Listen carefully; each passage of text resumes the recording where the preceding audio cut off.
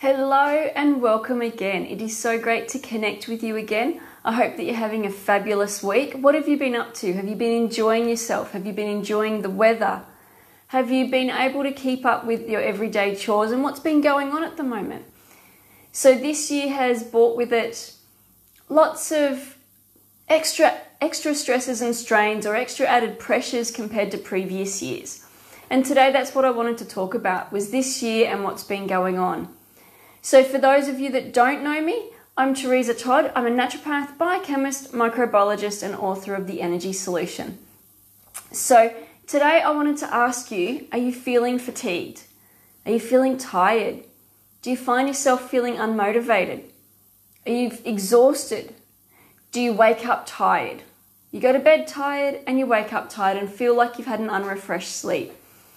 Do you find that you're having energy slumps throughout the day, that maybe around 2 o'clock in the afternoon you're wanting to maybe lay down and have a sleep or wish that you could go home for a rest? Hi Melanie, so great to see you on board. Do you find that you're working all week and by the time you get to your weekends you're just feeling too exhausted to do anything? Are you finding that your concentration and your focus isn't quite as good as it usually is? These are all some of the symptoms that I've been getting from my clients over the last few days. And it does seem to be something that's quite prevalent. I always get a lot of clients that are feeling fatigued and run down over the years, but particularly in the last week or 2 weeks, I'm going to say, I've had a lot of clients that are identifying with all of those things that I've just said. Is that how you're feeling as well? And what I've found with that whole process is that the fatigue at the moment is slightly different to the normal or to the usual causes. So previously on some of these Facebook Lives, I've spoken about how all the reasons that we can feel fatigued, especially mums, when we've got so much going on and we're juggling and running things, doing things from all different angles. But at the moment, what I'm finding is a lot of people are feeling tired, fatigued, run down, unfocused. They're just not coping. And in my opinion, what's going on is the current situation of the pandemic has placed a few extra strains on the average person. Is that they're finding that they're feeling overwhelmed.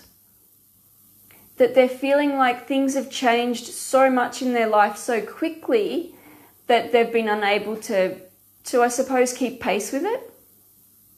But there's also been a few habits that we've slipped into this year with the pandemic restrictions and life changes, and so that people have changed the way that they've normally functioned, their new usual routines that would keep them healthy and active and those kinds of things. So at the moment, how I see it with my clients is that there's two main reasons as to why they're feeling tired and run down. And this could be what's happening with you as well. Have you found that this year you changed with the lockdown, with the restriction, with the isolation that's been going on? Have you found that you changed the way you eat or drink? So have you changed the foods that you're eating? Have you changed the way that you eat? Have you changed when you start drinking alcohol? Have you changed the amount of coffee that you drink during the day? All of these I've seen as changes this year due to the pandemic that's been going on. And so people are eating a lot more comfort foods. People are eating a lot more snacks. They're going for the quick and easy meals instead of preparing and cooking from scratch. Partly may not have all the ingredients, partly feeling tired and run down and a bit overwhelmed with the circumstances. So people are going for those nice, easy, quick snack kind of foods to fill that void that's going on when they're hungry. Do you find that you've got easy access to the fridge? So if you're working from home, if you've been at home a lot more than usual, that every time you walk past the fridge, or the pantry, you might open the fridge or the pantry, go and grab a snack and then keep going. And those snacks sometimes aren't the healthiest. Sometimes they're a little bit sugar laden. Sometimes they've got a lot more preservatives and additives to them than we'd normally grab. And we're doing that because it's quick and easy. We're already at home, might be helping with some of the boredom as well. Are you finding that you're drinking more alcohol, like I said before, or coffee, or even I've got a few clients, because they don't have the routine of work anymore. They're at home and they're working from home. They're finding that they've lost that Monday to Friday routine. And so they're extending the number of days that they've been drinking alcohol.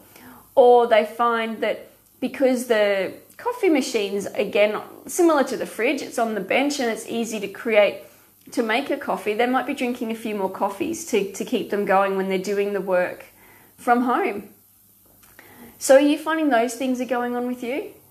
All of these could be contributing to you feeling a little bit more flat, a little bit more tired, a little bit more unmotivated. And this can be because these foods are higher in sugar, higher in or lower in nutrition, and generally have a few more additives. You've got coffee and alcohol and sugary foods tend to deplete us of vital nutrients like B group vitamins, like the magnesium, like zinc. All of these nutrients we need to create energy. And so by having these little habits that have snuck in and we've not been aware of them, because we've been aware of everything else that's been going on in our life, we haven't quite been aware that these habits have come into our lives during the last 6 months or so. And so it's contributing to some of that tiredness and the fatigue that some of my clients have been coming in with. The second reason that I'm finding that my clients are coming in with fatigue is the fact that they've got an increase in the juggling of their roles. So while their work situation might have changed, some people are finding that it's harder to work from home. Some people are finding it easier, but some of my clients are finding it's harder to work from home. It's harder to juggle the family around the work at home environment. It's harder to do the full role that is expected of them from home. They may not have all of the things that they're needing to help them with their workload. They might not have the strict structure of driving to work and being at work.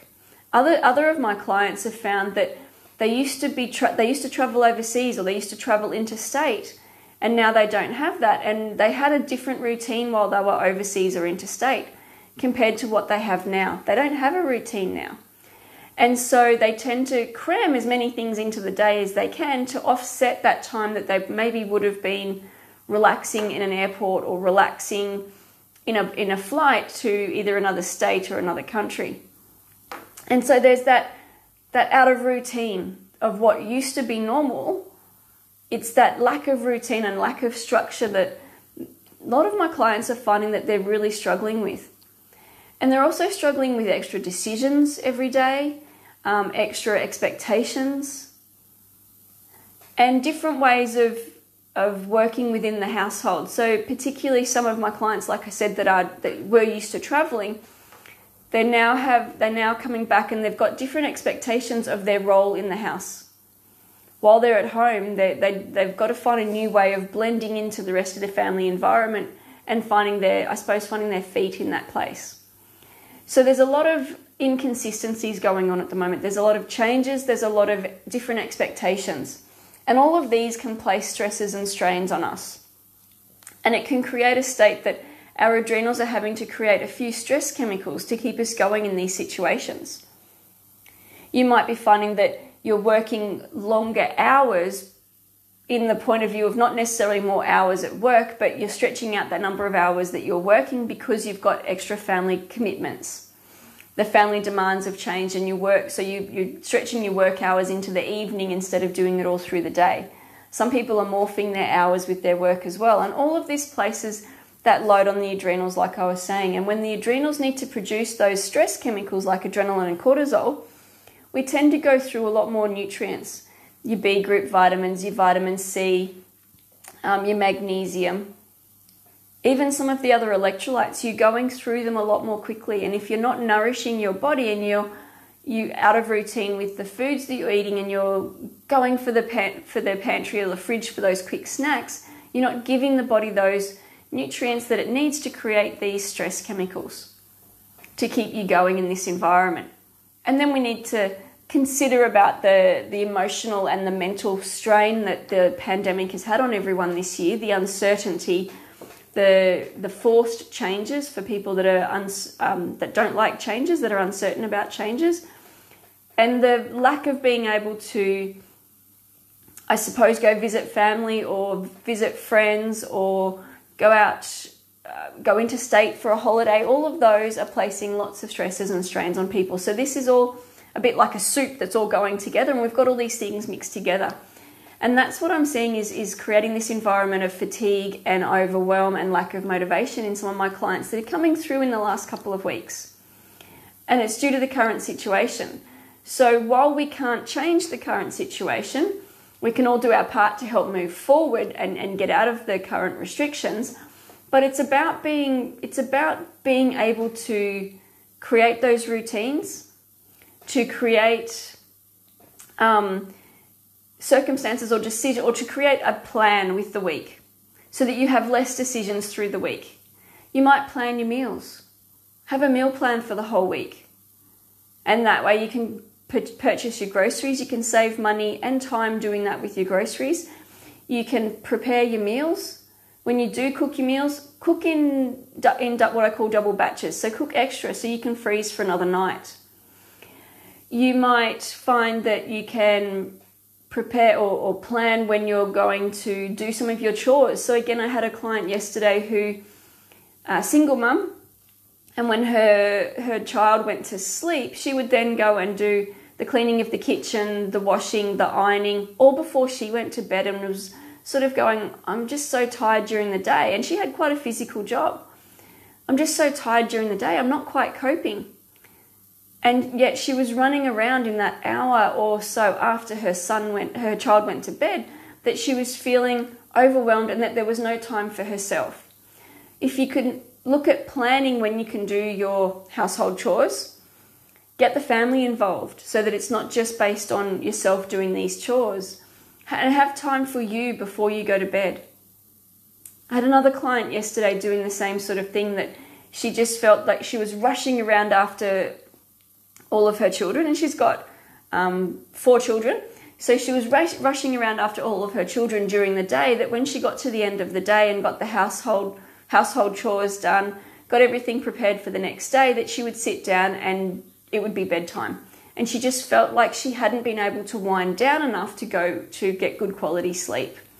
So it is about thinking about planning your day or planning your week and looking at what chores that need to be done, and how can you plan them in amongst your week that you can do them, that you're not rushing around and doing it all at the last minute before bed, or at a time when you really need the time for yourself to unwind. And that can be why a lot of people are finding that by the weekend, they get to the weekend and they're so exhausted from doing things for the family, working, household tasks, shopping, finances, that they get to the weekend and the body goes, right, I've had it, I'm out. So having some planning through the week can actually help to reduce that. And getting the family involved, like I said, decrease the number of tasks by sharing the load with others. And then creating good routines as far as exercise and relaxation. So create some time in that week when you're planning your week for exercise for yourself, for active relaxation time, where you can take time out and indulge in something that you love to do, whether it be walking along the beach, whether it be walking in a park, whether it be a yoga session, whether it be reading a book, listening to some beautiful music, doing some craft. Whatever it is that you really love to do, that you have some active time or some set time for you to do that. Because during that space of doing that activity that you so enjoy, you will find that your body resets itself, that you're no longer running on those stress hormones, that you can create an endorphin response, which is the opposite of the stress hormones. And that can help your body rebuild and to help relax and conserve some of those valuable nutrients that you're using up while you're creating all those stress hormones. So these are just a few tips to put into your everyday life to help with that feeling of tiredness, fatigued, unmotivated, lack of focus. So that is creating a meal plan, planning healthy, nutritious meals that you can cook a few batches of, that you can freeze and reuse at another time. Those nutritious foods will help to reduce the snacks and walking past the fridge. When you're doing your meal planning, include making up some healthy snacks. That you could have maybe some carrot sticks and some hummus, that you could have some protein balls or some dried fruit and nut balls in the fridge. So there's all these things that we can do that we can have to improve our nutrition and still enjoy some little snacks throughout the day. And then planning your week. Plan time for your work, your family time, your household chores, your exercise, your relaxation.